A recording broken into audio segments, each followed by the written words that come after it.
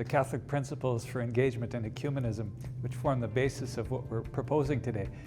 We didn't make that stuff up. That's rooted in Catholic teaching.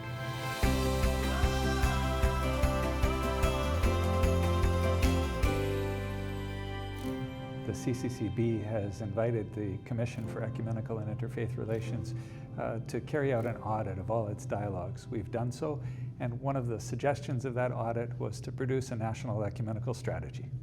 The National Ecumenical Strategy is really grounded in Catholic teaching and the teaching of the Second Vatican Council on ecumenical relations, St. John Paul II and Ut Unum Sint, other subsequent teaching. But we're invited to think through that universal teaching in Canada, to look specifically at our ecumenical and interfaith relations. The National Ecumenical Strategy deals specifically with our relations with other Christian churches and with the Canadian Council of Churches. We're looking at 5 areas where we feel that we could take certain steps. The Commission can take steps and the bishops can take steps. Let me refer to 2 of those steps. The first pertains to ecumenical formation. Every Christian, every Catholic is called to engage in some way in the work of ecumenical dialogue.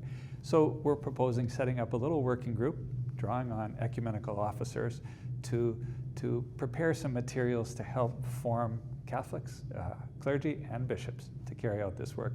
The biggest challenge in that would be for every diocese or eparchy to have an ecumenical officer and an ecumenical commission.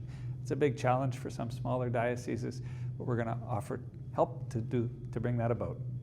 The second area that our National Ecumenical Strategy touches on is the dialogues themselves. There are many different Christian churches in this country.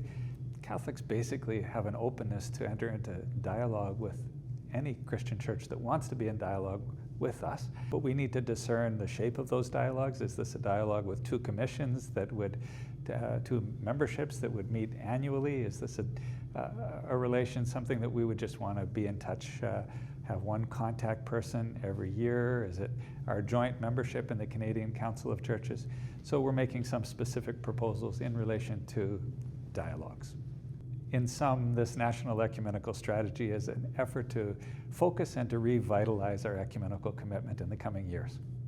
When Pope Francis started his bulla from spes non confundit, the purpose of that was to bring hope to all the people who had lost hope through the time of COVID. So this was in the mind and hearts of all the bishops in Canada and all throughout the world. So this is why we organize many things throughout the year. So during the Jubilee year, even prior to that, the CCCB formed an ad hoc committee and asked that we start helping out all the bishops to unify themselves and to try to bring beautiful projects and to make the people of God benefit from that. And so, as Pope Francis had asked us, we had to meditate on the Council of Vatican II.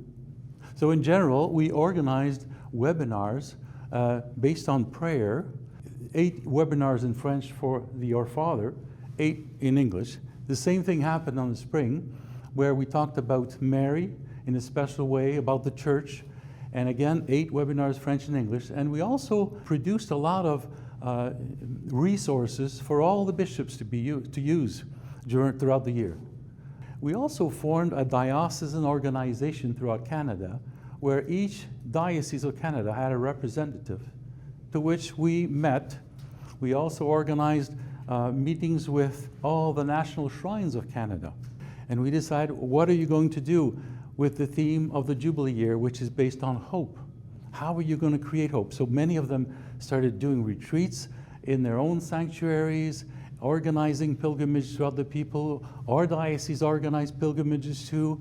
All of these things, the projects and the resources that we made available for all the people of Canada will be helpful in the future also to sort of bring hope to another notch, I would say, to another level, because that's the purpose of the bulla that Pope Francis gave in 2023.